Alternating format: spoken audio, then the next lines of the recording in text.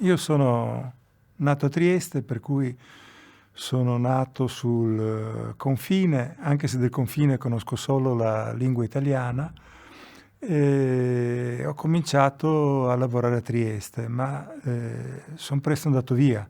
Ho studiato all'Università di Trieste, ma poi diciamo, ho approfondito il cinema in Francia, a Parigi, all'Association Varan, che è il cinema diretto, il cinema documentarista. Poi sono tornato in Italia, ma ho iniziato a lavorare a Milano. A Milano ho lavorato per alcuni anni e al contempo lavoravo anche per la RAI. A un certo punto delle persone che avevo conosciuto mi hanno proposto di entrare in una società Video Est che proveniva da TV Capodistria, da Alpe Adria, perché Alpe Adria l'avevano chiusa per problemi finanziari.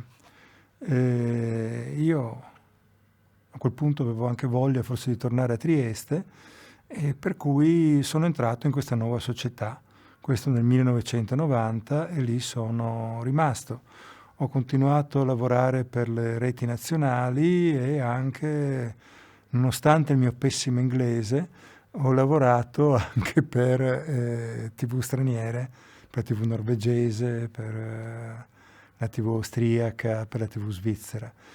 La cosa che può far anche ridere, ho lavorato parecchio anche per la TV slovena, ho fatto anche una soap opera in sloveno, io che non so una parola di sloveno, ma diciamo vivendo sul confine riesco a capire dalla faccia, da come uno si muove, che cosa mi dice più o meno, ecco, per cui non conosco la lingua, ma penso di conoscere le persone antropologicamente.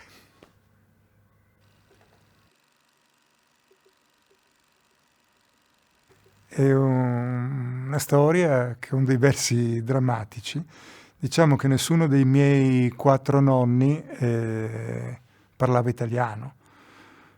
Forse capivano un po', parlavano i dialetti, i vari dialetti in italiano, ma però avevano fatto tutte scuole non italiane. Cioè ne ho una nonna che ha fatto scuola slovena, si chiamava Kregar, che aveva sposato un penco con la K, non con la C come io, che aveva fatto le scuole ungheresi. Avevo una nonna istriana che aveva fatto le scuole croate e l'altro nonno, nessuno sapeva da dove fosse venuto, non si sapeva neanche se avesse fatto delle scuole, però parlava croato. A un certo punto abbiamo pensato che venisse dalla Russia, ma però non abbiamo mai avuto delle prove che questo fosse. Le guerre hanno creato dei grossi problemi, cioè da parte diciamo, della famiglia, che è la storia diciamo, più drammatica della mamma di mio padre, cioè di mia nonna, che si chiamava appunto Kregar. Loro erano arrivati a Fiume da Iliska a Bistrica e prima ancora mia nonna aveva studiato a Lubiana. Erano 3 sorelle rimaste, ce n'erano prima tante, ma altre erano morte, erano rimasti in 3. La maggiore, prima della prima guerra mondiale, si era innamorata di un carabiniere, tra l'altro italiano. Il nonno, che era un fervente sloveno, un sloveno nazionalista, ha voluto impedire questo matrimonio, per cui le ha impedito di sposare questo italiano. La figlia, che era anche una persona del carattere molto forte, è partita senza soldi, con solo il biglietto diciamo, di nave, è partita dal porto di Fiume ed è andata negli Stati Uniti ed è andata a Cleveland e lì non ha più voluto vedere né parlare, neanche scrivere una lettera con il proprio padre. Faccio una parentesi. La cosa, lei che è andata via perché il padre non le ha lasciato sposare un italiano, quando è andato negli Stati Uniti a Cleveland, lei dopo ha sposato e fatto figli con uno sloveno che era migrato negli Stati Uniti. questo dopo capirai, l'ho detto. È successo che mia nonna, che era la figlia più piccola, ha anche, diciamo, interrotto i rapporti con il padre. Il padre, per a un certo punto, per la disperazione, prima ha cominciato a abusare con l'alcol, poi si è suicidato. E da quel punto mia nonna non ha più voluto parlare lo sloveno, per cui non ha parlato lo sloveno a suo figlio, che è mio padre, e non ha parlato sloveno con me. Per assurdo suo figlio parlava un po' il croato, perché a Fiume si parlava anche il croato, ma non lo sloveno. E dopo una delle due la terza sorella è rimasta in Jugoslavia e ha sposato un partigiano, un eroe partigiano jugoslavo.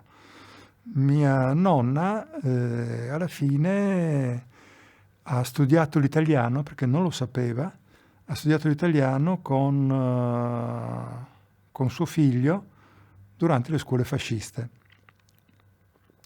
Con mio nonno parlava in tedesco, perché mio nonno, anche se era di penco di origine slovena, aveva fatto le scuole ungheresi, per cui sapeva parlare tedesco e parlava un po' di croato, per cui loro usavano queste due lingue per comunicare tra di loro, finché mio nonno non ha imparato l'italiano. Dopo anche mio nonno lo sapeva male, ma insomma dopo alla fine comunicavano in dialetto essenzialmente, ecco, diciamo una cosa del genere. La portata, secondo me, del dramma familiare è venuta fuori quando mia nonna si è malata di Alzheimer. E quando si è malata di Alzheimer, a un certo punto non ha più parlato italiano e parlava solo sloveno, anche con noi, che ovviamente con cui non aveva voluto parlare sloveno. E questa è stata la storia.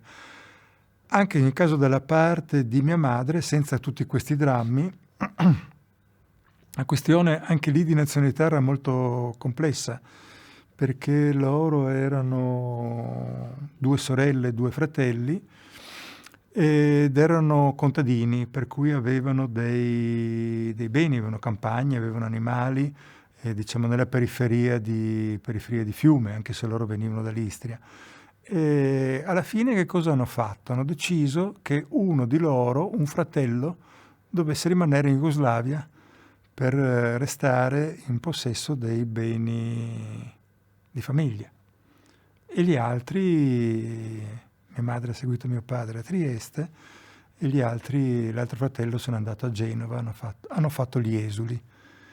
Ecco, per cui dopo, in ogni caso, noi avevamo dei beni, delle case, diciamo, nell'ex Jugoslavia, ma adesso nulla di questo a noi ci è arrivato.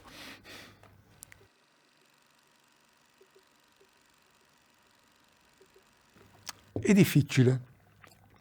Allora, se uno ha studiato psicanalisi, sa che un psicoterapeuta non può psicanalizzare un suo familiare, non può psicanalizzare la moglie, il figlio o un parente. Ci sono molti registi che raccontano la storia della propria famiglia, però è una cosa difficile, perché il primo rischio è che venga romanzata, perché bisogna trovare i caratteri, cioè bisogna trovare degli attori, bisogna trovare delle persone che interpretino.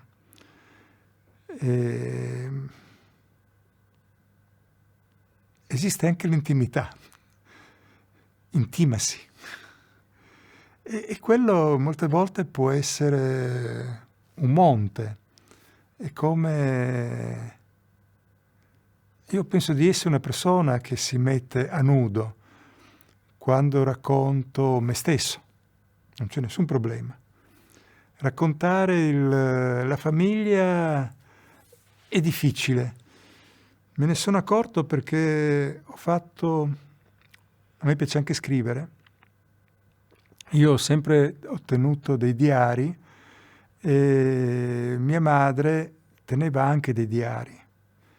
E ho pensato che poteva essere un'idea di mettere i due diari in confronto, cioè nelle stesse giornate, quando io ero da lei, quello che scriveva lei e quello che scriveva io. Ma mi sono accorto che era difficile per me. Dovevo pensare a un rapporto totalmente diverso con mia madre rispetto a quello che avevo pensato fino a quel momento.